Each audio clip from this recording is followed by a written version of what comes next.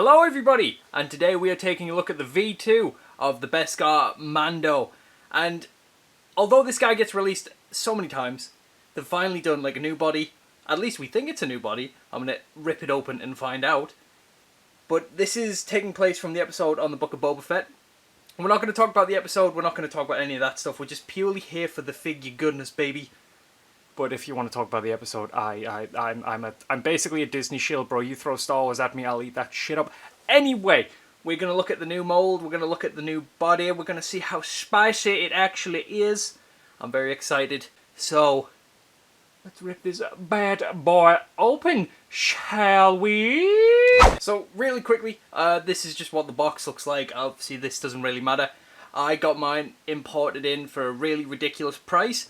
Now, if you don't want to smuggle spice for the rest of your life just to get one drink of spatchka, I'd recommend not getting an imported figure in, but you know, times are changing and I'd missed out this figure on Forbidden Planet and I was like, no, I need it, because I'm a big Mando fan, as you'll probably find if this is the first video you've ever seen of me.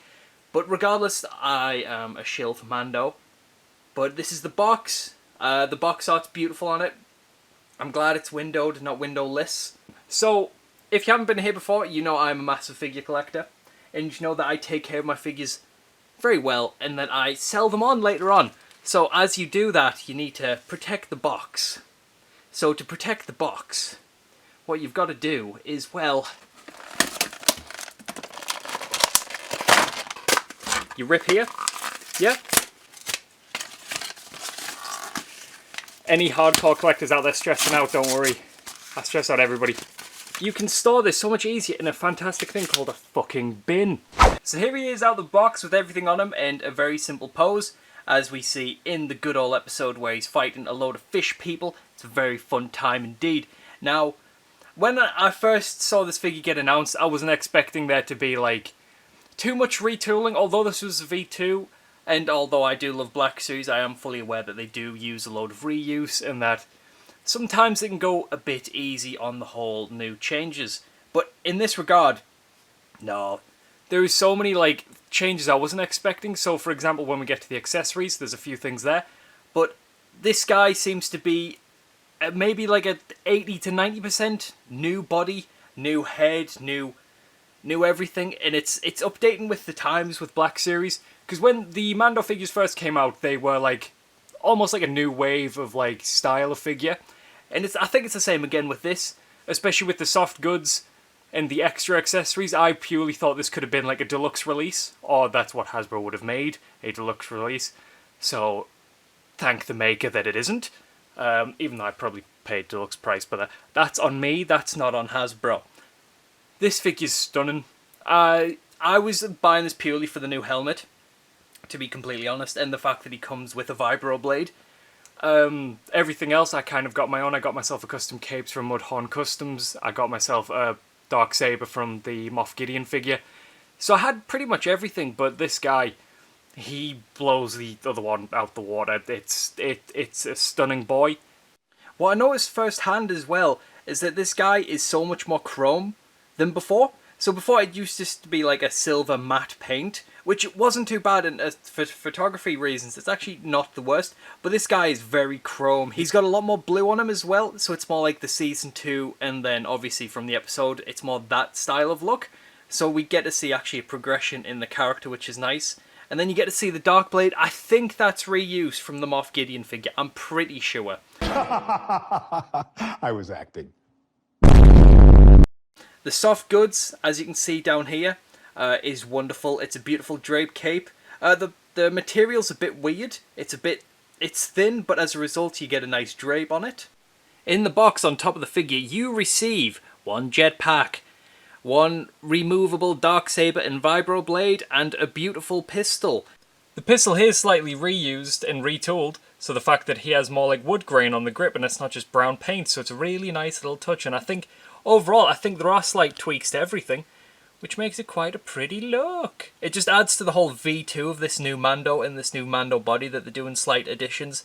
So with it being a V2 body mold, there are a lot of slight additions and slight changes to the original body that you might not be able to see on camera, such as the joints are slightly different, and also the way for example, the shoulder pads work here is on the newer figures, they are separated to the arm and the shoulder, and there's like a little ring that goes inside. I am not technical, I am not a figure maker or a customizer, but basically what it means is you can move them, they have like a better range of motion, and they don't get in the way, which is fantastic. And it goes on both sides, and it's beautiful. In the additions here, there's like a port for where the knife goes, and then also there's a whole lot of just visual changes, that it isn't just on the same body, but some parts kind of feel similar, where the fact here, if you go to the back, they've still made the port accessible there, so you can put in either, I don't know if you can put his Darksaber there, but you can put his Ambin rifle, which is quite nice. Another great, like, I guess this is technically a removal, but in the V1 Mando, there was like a little tab here that would go over the holster. They've removed that because what they found is that it kept popping out in between, like over time it would just pop out on its own. So now it's just completely removed, so it's a lot more flush with the body, but then also you don't have like more things sticking out. There's a lot of new features on this body which make it so much nicer for photography, but not also photography, just like as a preservation of the figure as a whole. So that you could like do more range with the body, and then the shoulder pauldrons are bigger to like match the realism of the entire suit, I suppose. But then when you keep them up too long, you just need to put them back down, and then look, he's all nice and he's ready to look real again. It's beautiful. It's fantastic. My camera's not picking up too well, but a lot of people have issues with the colour of the leather. It's a bit more maroon than brown. So it just depends what line you put it in. I can say in person it is quite maroon, but to me that doesn't really matter. It's a very beautiful boy nonetheless. I don't have the jetpack on for this part, just because it was just getting in the way a little bit. And it does pop off quite easy, just like the V1. But, you know, that's not too big of an issue. So the arms go up above 90, well, slightly, on both sides. So you can get them in a nice... that looks quite... We'll just put that down. You get full rotation if you move the shoulder guards with it. It's quite nice, quite a high kick. Right, I mean, if you want to break his leg, it goes past, but... And then it goes beyond 45, which is quite nice.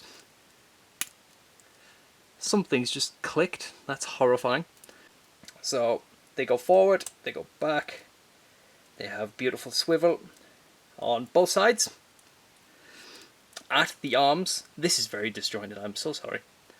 At the arms, they go down, they go up. I was just checking if they've got the new swivel ball joints, but they do not, because some of these new Hasbro figures have like a ball joint at the wrist. And this one goes side to side rather than up and down.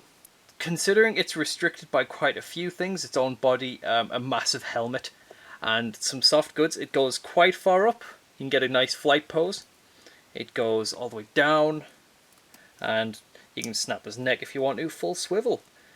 Beautiful. It's a very articulated head. It's a very, for a figure that doesn't have any facial expression, you can get a lot of expressions out of this guy, which is going to be really good, either just for posing or photography. So when they first announced this figure, I absolutely wanted it, but to be fully honest, I didn't know if we needed a completely new body.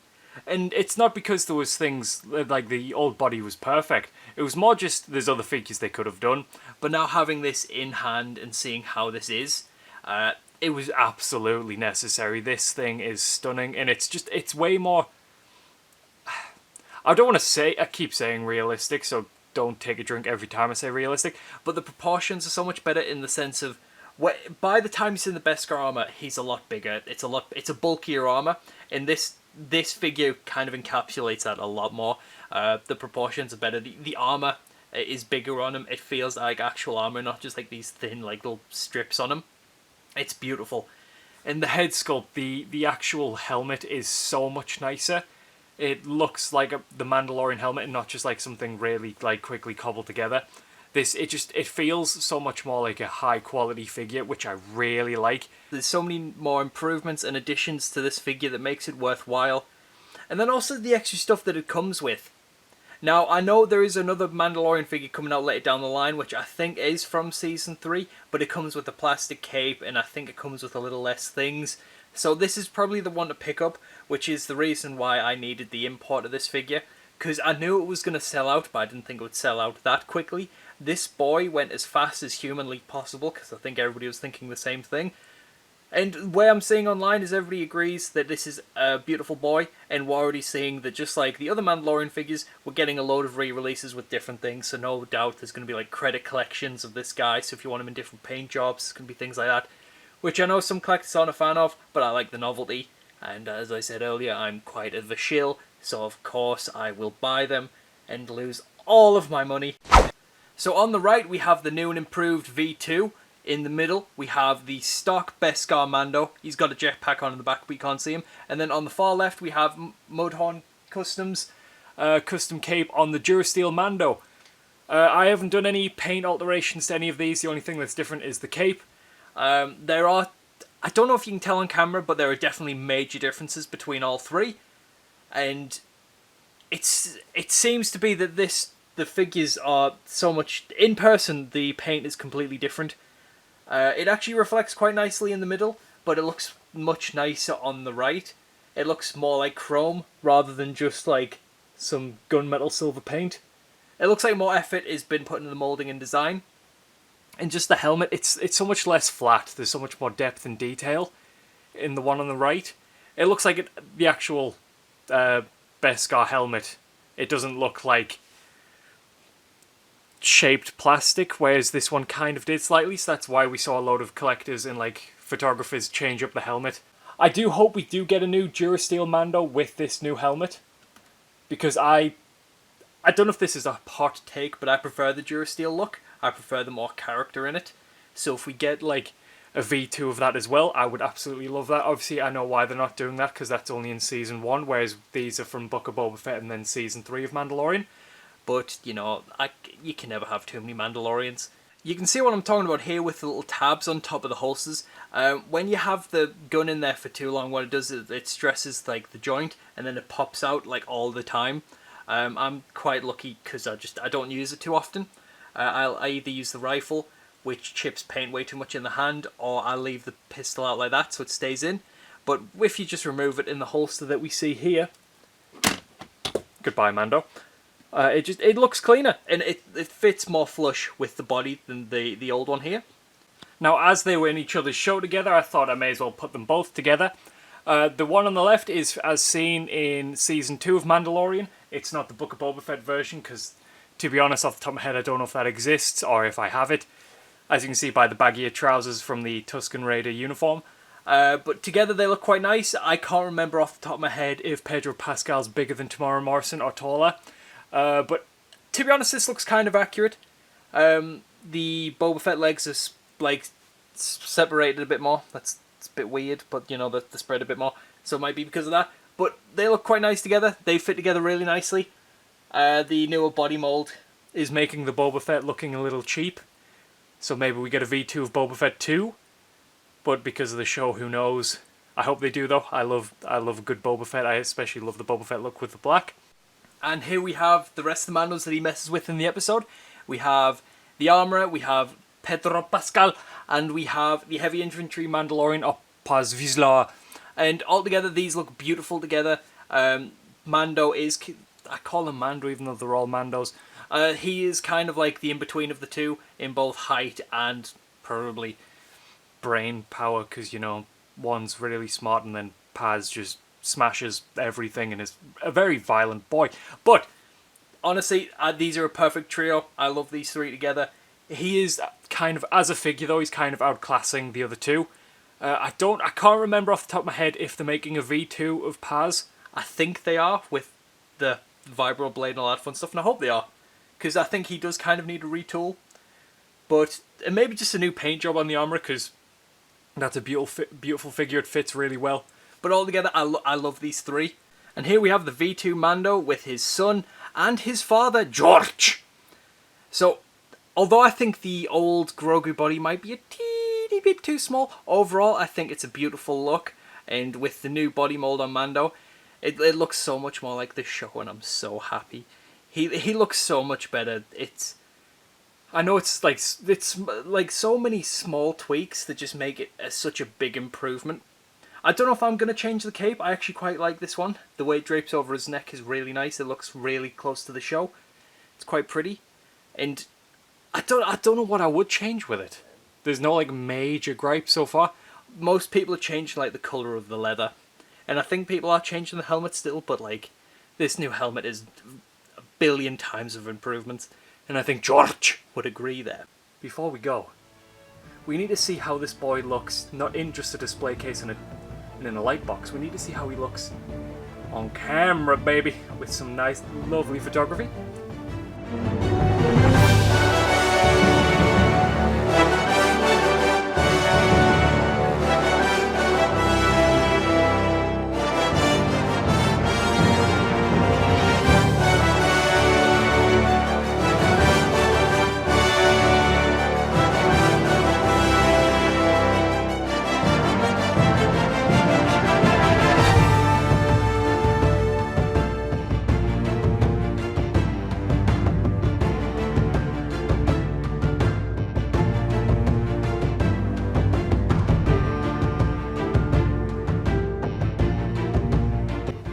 Remember, much love, stay safe. Happy Mando Monday, if this releases on a Monday, but it most likely won't. Much love. Bye-zy bye.